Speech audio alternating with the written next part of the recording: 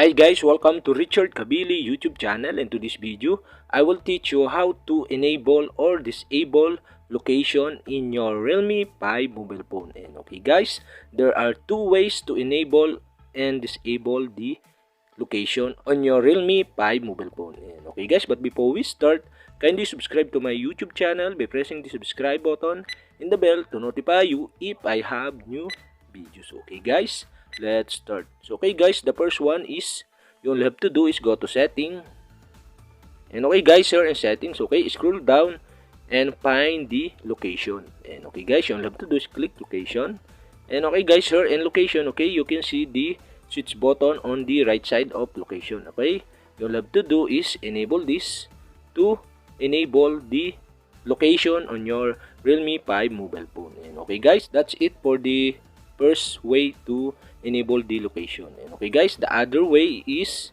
okay, you'll have to do is, okay, in your screen, in your mobile screen, okay, you'll have to do is scroll down, and okay guys, here you can see the location is enabled. And okay guys, to disable this, okay, you'll have to do is click the location. And okay guys, I enable again. And okay guys, this is the second way. And okay guys, that's it, the two way to enable the location on your Realme 5 mobile phone. And okay guys, that's it. And if you have a question, kindly comment below, and don't forget to hit the subscribe button and the bell to notify you if I have new videos. Okay guys, thank you for watching.